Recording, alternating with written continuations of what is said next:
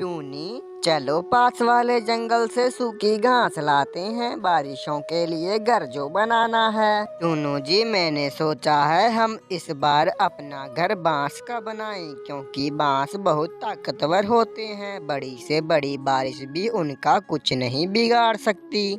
चिड़िया ने ऐसा बोला ही था कि तभी वहाँ पर कालू कौवा और उसकी पत्नी गोरी आ जाती हैं। अरे, आप दोनों अभी तक यहीं बैठे हो? मुझे तो लगा आप सबसे पहले लग गए होंगे बारिश की तैयारियों में।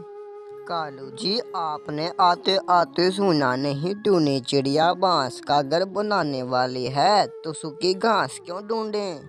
अरे बाप रे, बांस का घर मैंने तो सिर्फ नाम ही सुना है, और पता भी है कुछ बहुत ज्यादा मेहनत लगती है। जब तक बांस का घर एक बनकर तैयार होगा, तब तक ऐसे घोंसले 10 बनकर तैयार हो जाएंगे। चलो कालू जी, ये छोटी चिड़िया तो कुछ भी बोल देती है, इसके चक्कर में कहीं घास भी खत्म ना हो जाए। ऐसे चिड़िया की हंसी उड़ाकर वो दोनों कौवे चले जाते हैं।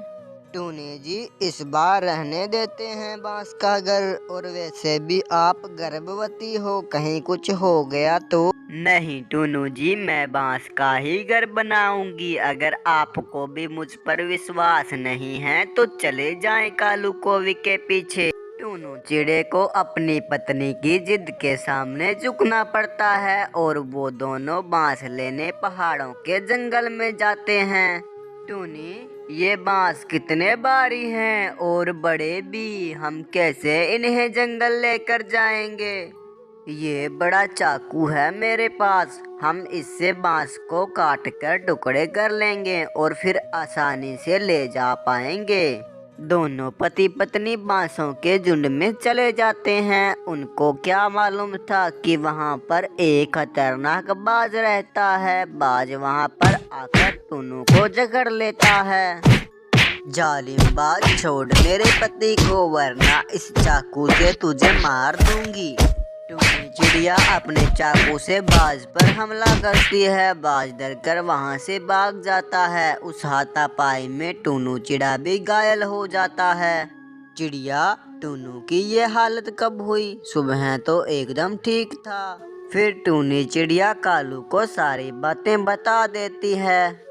देख लिया अपनी जिद का अंजाम, बेचारा टूनू चिड़ा आज हमेशा के लिए मारा जाता। आई बड़ी बांस का घर बनाने। चुपचाप अब कल हमारे साथ घास लेने चल देना और हर बार की तरह घास का ही घर बना लेना।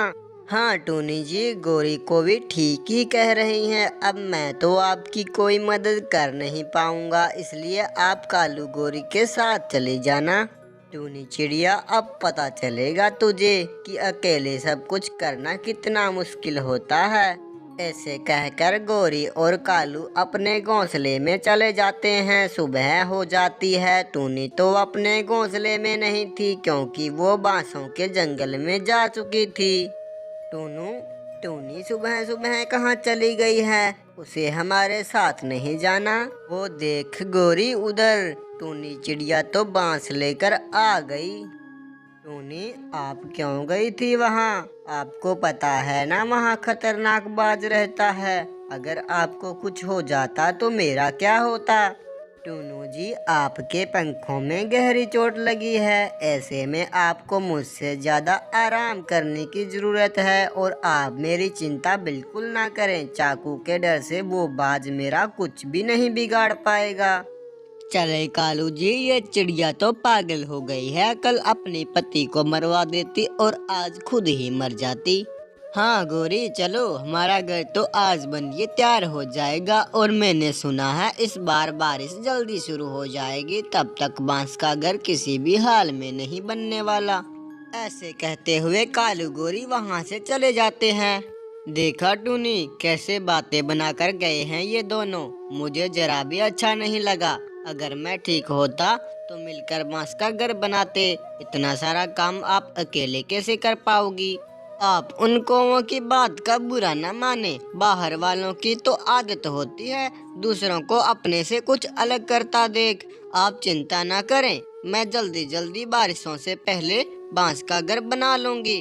फिर टूनी चिड़िया बांस का घर बनाना शुरू करती है। धीरे धीरे ही सही, मगर दिन रात कड़ी मेहनत से टूनी चिड़िया लगी हुई थी।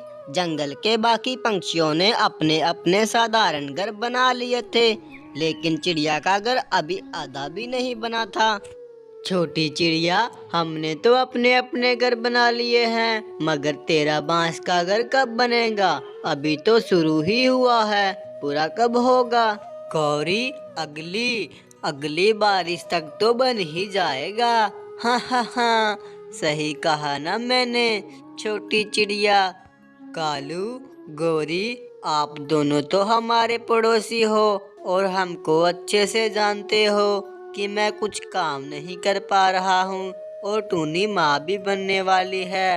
अगर तुम दोनों टूनी की घर बनाने में थोड़ी मदद कर दोगे तो हमारा भी घर बारिश से पहले बन जाएगा।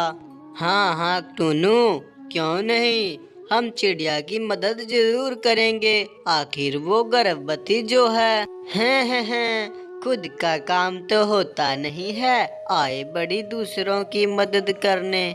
गौरी, हमारा घर तो बन गया, अब क्या काम बचा है?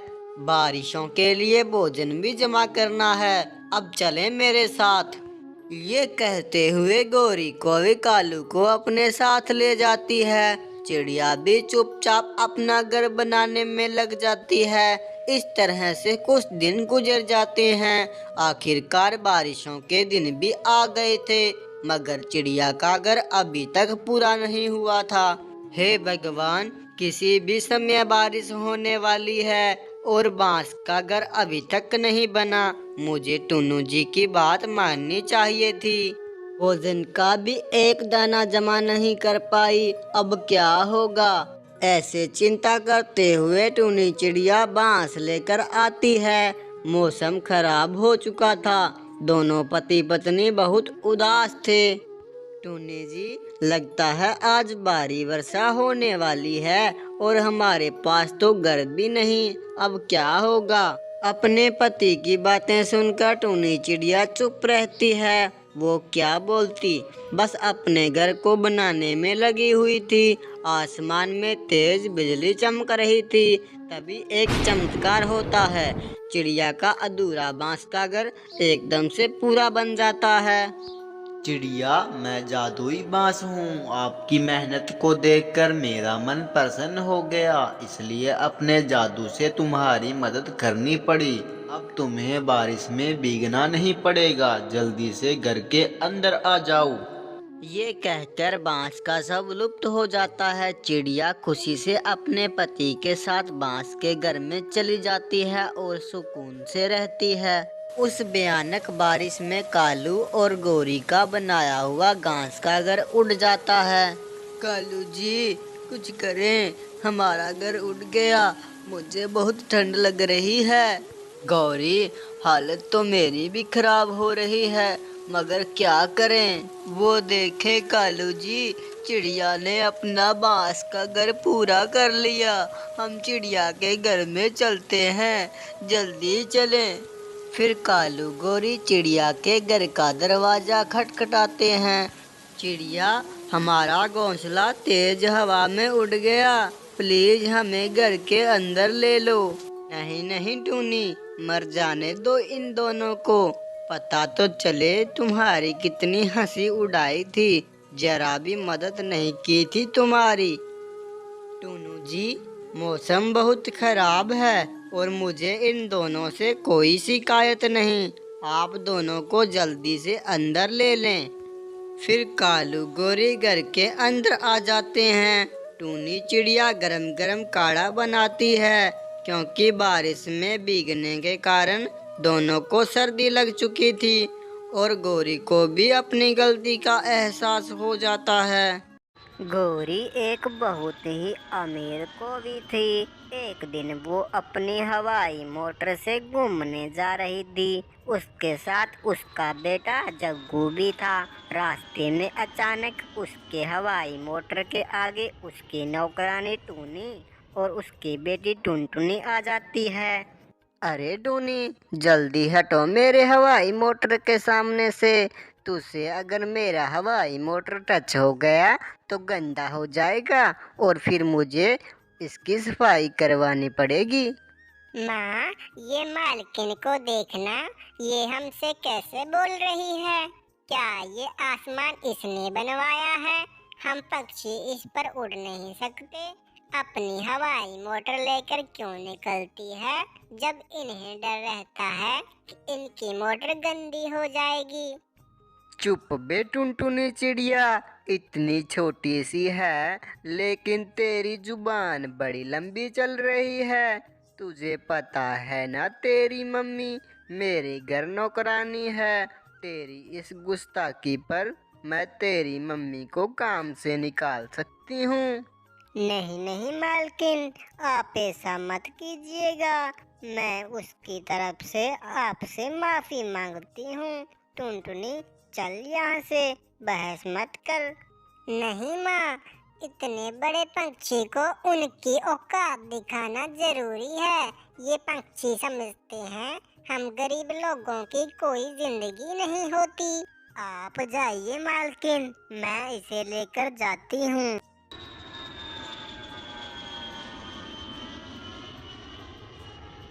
अगले दिन जग्गू अपनी माँ के पास आकर खाना मांगता है। माँ, मुझे भूख लगी है, मुझे कुछ खाने को तो दो। तू क्या खाएगा बेटा, जल्दी बोल, मैं ऑर्डर कर देती हूँ।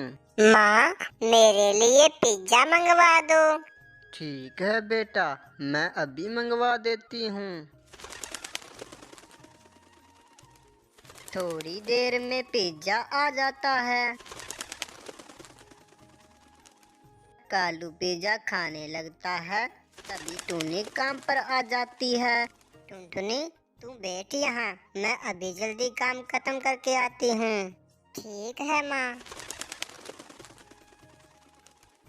टुनटुनी चुपचाप बैठकर कालू को पिज्जा खाते देखती रहती है। नौकरानी की बेटी, तू मुझे इस तरह क्यों घूर रही है? तूने कभी पिज्जा नहीं देखा क्या? नहीं खाया है, तभी तो तुम्हें देख रही हूँ। खाएगी क्या?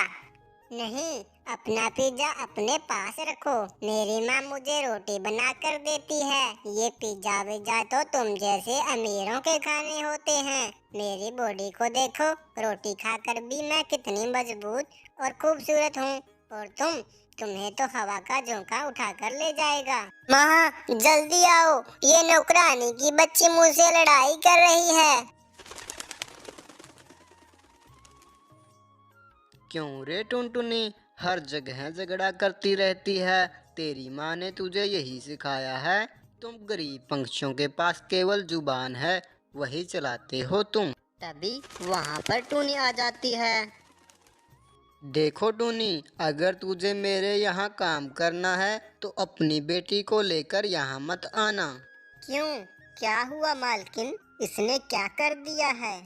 तू देख नहीं रही है तेरी बेटी कितनी बदतमीज है, कितनी बदतमीजी से बातें करती है। मेरे फूल से बच्चे को रुला दिया।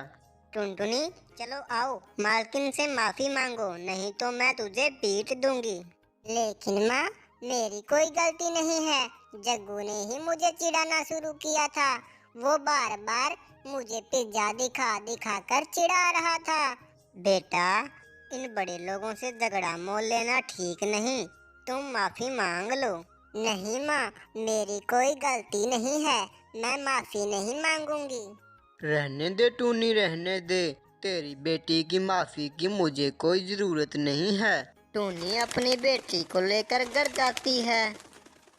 बेटा, तू तो जानती है इन अमीरों के घर काम करके ही तो हमारा घर चलता है, तो क्यों इनसे झगड़ा करती हो?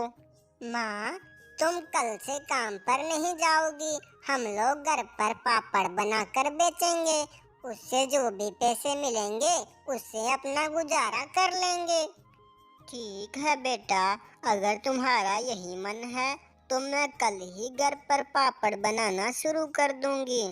अगले दिन टूनी पापड़ का स्टॉल लगाकर बेचना शुरू कर देती है।